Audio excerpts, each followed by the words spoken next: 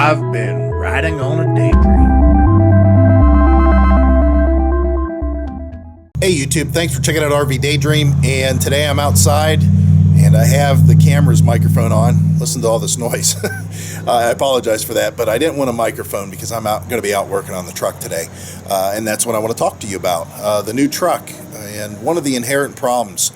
This is also prevalent in a lot of the motorhomes too, so you guys with motorhomes may want to listen to me about this just for a brief bit. Just going to be some information and what I found so far on it. Again, sorry for all the noise. We got trucks getting ready to hit each other because they're driving like idiots through here. So I've got the 460 engine with the E4OD transmission, and that's what comes in a lot of the motorhomes too. So if you have a 460 tow vehicle or the motorhome with the 460 in it, this is going to address that exhaust leak, that that you hear when you're running and accelerating. Now I know Chico with Rufus and Doofus has a problem with a little bit of a tap, but there's a lot of work to be involved. First, let's go look at the vehicle real quick. All right, on this engine there's a smog pump, and the pump's down below this alternator. It pumps air. That's all it does. It pumps air through these tubes, and that diverter back there decides where that air goes. Now when the engine's first fired up, the air goes to the manifold, and then when the engine gets really hot, some of it still goes to the manifold, but most of it then goes back to the catalytic converter. Now if you don't know, the reason that you put air to those things is just like you do for a fire. You want to keep it hot, and that nice fresh air being injected or blown into the manifold or the catalytic converter is like stoking a fire. Now, the problem that they have with this, and it's by design, the manifolds run extremely hot. And the reason they do that is any unburned fuel that comes out of the combustion chamber hits that hot manifold in conjunction with that fresh air. It may burn it off, and then it goes all the way down the exhaust stream trying to burn itself. And once it gets to that catalytic converter, if it's still around, then that catalytic converter and all its little hot components inside causes it to burn. Now don't ever touch a catalytic converter. It's so hot. I did that one time by accident when I was younger. Man, what a mistake. I thought I was grabbing a drive shaft and I was grabbing a converter. The problem that happens with these though is the heat is being generated in those manifolds is too much for the manifolds to survive. So the manifolds do a couple of things. They crack. They do what they call a dog ear, especially in the back, to where it'll break off one of the mounting tabs that the bolt goes through. It'll cause them to warp, and it will also cause the bolts to break. All those things are bad things. Now your choices to fix these things are a few different ones, and it all depends on what part of the country you're from. Depending on truck size and what it's classified as in your state, some vehicles are exempt because they're too big. They're considered to be work vehicles or commercial vehicles, and you don't have to worry about emissions. I don't have to worry about emissions out here because we don't have any kind of testing. Now, a couple of counties over, actually I think one county over, they do have to worry about emissions. So I wouldn't be doing the repair this way if I had to go through some sort of an e-check, but we don't have that here. But if you do, I'll give you the options for that too. Let me tell you about mine and the cheapest way that I found. I'm going to go with exhaust headers. And the reason is the exhaust manifolds are about $250 a piece for good ones. But you're still going to have the problem of the manifold and the design that they are, with the thickness that they are, that you could have the same problems. Warping, bolts breaking, and dog earing and cracking. With these, they have a tendency to expand and contract really fast. Headers are designed to move the exhaust out fast. It doesn't want to hold any heat up here. It wants to get rid of it all. Now, I went with a really inexpensive pair of headers because I just want to get an exhaust on there that doesn't leak, so I can run the truck for a while to see if there's any other problems that I'm going to have to address. These are basically shakeout exhausts. If you want to, and you want to do a more permanent, you can get this exact same setup minus the Y pipe, which I'll talk to you about that in a second. You can get this same setup in a thicker gauged metal with a ceramic coating. Or if you're wanting to do it the right way and get it done once and for all, you're gonna have to spend a lot of money. You're talking about $1,200 for a set of headers that you can bolt on there and be done with it. They're stainless. It's the Banks power system, and I'll see if I can find a link for it. If I can, I'll put it down below. Just check in the description. The Banks power system is awesome. They are a tri-Y design. They call torque tubes. They definitely increase the torque of the engine and the horsepower of the engine. You're still going to have to fabricate some exhaust, but you can buy them that has the emission controls to allow you to run your air injection and retain your catalytic converter. They also make them to where you don't have to run your catalytic converter.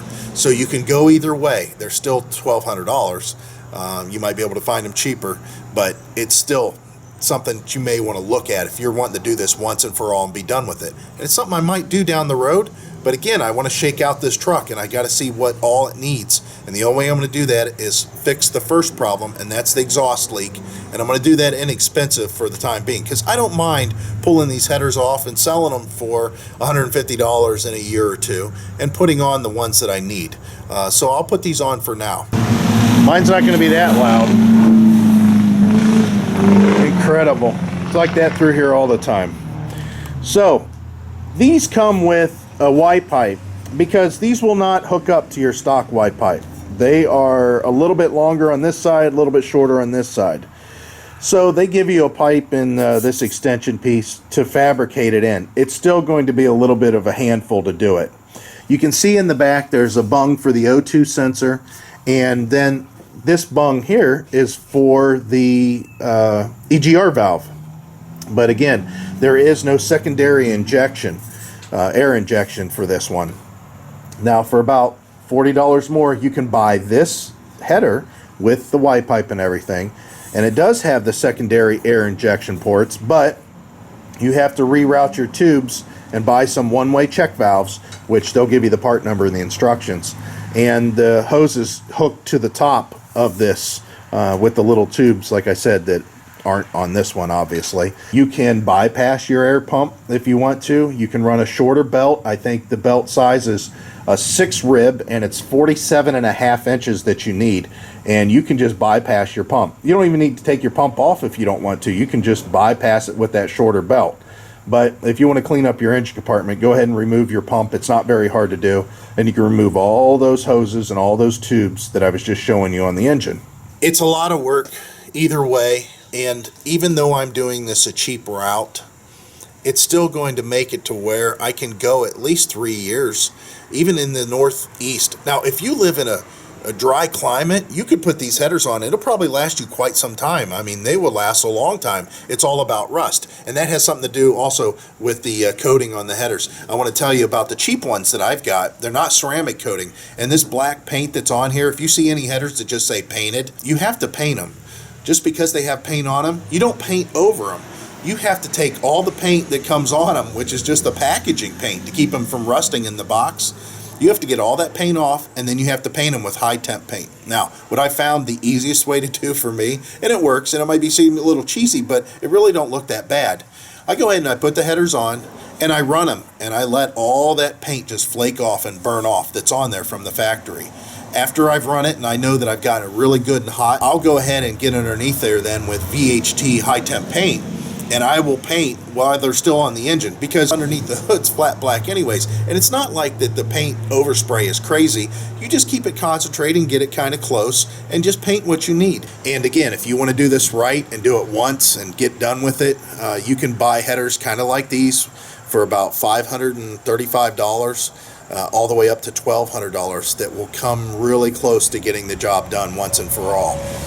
Again, you can either choose to go with air injection and keep your catalytic converter, or get rid of all that smog pump stuff. And in my case, that's what I'm going to do. So let me go ahead and get to work. Once this is all done, maybe I'll do another video and let you hear what it sounds like without an exhaust leak, and how loud it got with the smog pump deleted, with the headers instead of the manifolds, and the catalytic converter deleted, but still with the stock muffler and stock pipes. We'll see how that sounds. You can see the disaster behind me. I've got some work done. I still have some work to do. It's amazing how much pollution stuff is on that vehicle. The catalytic converter came off. Reason being is I don't have the air tube set up to pump into the catalytic converter to run it as hot as it needs to be. And you can see the old manifolds, which are in exceptional shape, which I'm really happy about that. I'll go ahead and clean these up, and I will sell them to somebody. So what have I been doing? I've been dealing with the cold weather. You can see I've got a jacket on and that. We've had snow on Halloween, and I'm talking significant snow. We had a pretty good snowstorm that came through back in the early 90s that was pretty brutal. I think we had about 4 inches in 2 hours, and I didn't expect that much. It was just crazy. All these kids were coming to our house trick-or-treating, wanting candy, and they were just covered in snow. I mean, we were calling them hardcore trick-or-treaters because most of them, their moms would just pull up in the minivan, the door would open, they all rushed out, come to the door, get the candy, and run back to the van. If you haven't done a header install in the past, there's always some sort of customizing you have to do. You might have to notch your frame a little bit, which that's something that I don't necessarily have to do with this one, but that's a possibility on some vehicles. In this case, I had to custom fabricate an EGR tube fitting in the back because the factory one from the Ford is really rusted and it broke. And Ford wants about $120 at the local dealer. I can find them online as low as $60, but instead I just went ahead and had some custom work done on this tube for $15, and I bought a dollar fitting at Lowe's, and basically for $16 it works. This header for the most part is done. I do have to do some more buttoning up over here. Let's go to the other side and see what that looks like. You can see over here it's a big empty space. Now what I have to do is take a tap and have to chase all the threads that I can't get a bolt to bottom out in. Once I got all that work done on the truck, and I've done everything really that I need to make sure that the thing is going to get the exhaust out without leaking, I need to run the truck, and I need to run it pretty hard. So what I'll do is use it exclusively. I'll do a lot of stop and go driving, traffic, might go visit relatives. I'll be burning through a lot of gas. And the reason is I want those headers to see all kinds of heat cycles. And unfortunately, because the weather's starting to change, it's not going to see as hot as it could get. I would really like to see the truck get really hot, just because the paint will burn off the headers to where there's nothing left, and also which will allow me to paint them at that point, but also it'll give me the chance to torque and retorque the bolts over and over again to make sure that there's no chance of them backing out. And hopefully whenever you join me the next time, I'll have this all together and we'll see how it runs and what it sounds like. Alright guys, I'm back, and it's got much colder out. It's only 47 degrees. We had just a little sprinkle of snow. I can't believe I'm getting pelted with snow as I'm giving you this discussion. See the snow falling? Whoop, that's a rock. See the snow falling on my creeper? Crappy. I need to mow whenever the grass dries out. I've got leaves down. We got more leaves to fall, and oh, it's horrible. But I did get this truck done, so let's take a look at it. Everything's back together, and you can see the headers down there. Let me go ahead and try to zoom in a little bit. The paint is already started flaking off of it, which is exactly what I want it to do. And then on this side too, you can see the same thing. Just real chalky. I could rub my hands on that and rub off most of that. Let's go underneath, take a look. Alright, so there's the pipe that comes with the kit. Of course, it comes over to a Y, and there's the Y. And then this is where they give you another little section here, and that would normally hook to the catalytic converter, but I just put a straight piece of pipe in there, put a crappy weld on it, and then it goes into the stock exhaust. With that said, let's go ahead and fire it up, and I'll let you hear what it sounds like with headers and no catalytic converter and stock exhaust from that point back.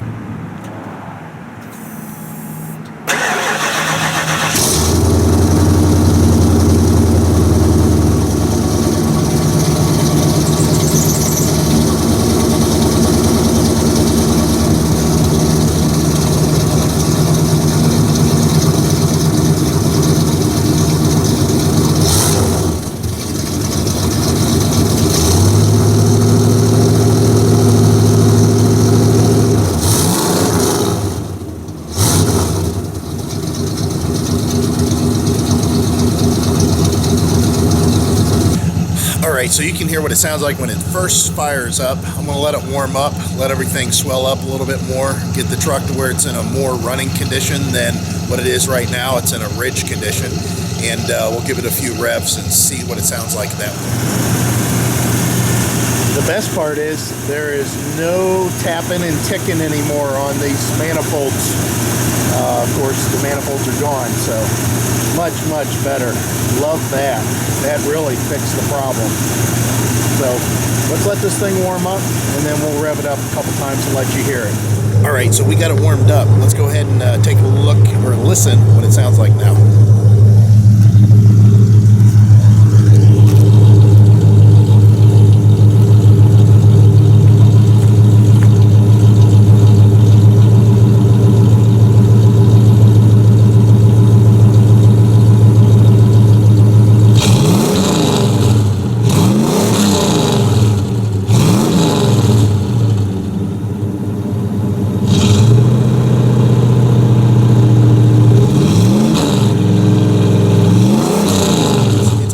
What I'll do now is drive this truck, see what comes up. There's going to be a couple of things that I need to protect from the headers. Like one of the brake lines runs kind of close, and I want to look at the transmission lines. It's a good idea whenever you do an exhaust on a vehicle like this that's not factory, not stock, to go through, make sure that things that might be a little bit closer than what they should be is protected. So that's what I'm going to do now, but that's it. The truck's ready to go as far as that's concerned. Now I got to take off the running boards, take off the cap, get my other cap painted, put it on, take out the bed liner, and put in my bed rug from the F-150, and put on the hitch that I bought, which I'll do a video on that a little bit later. I appreciate you guys watching, and hope to see you out there. Bye. Crappy snow. I'm not ready for it. Ugh.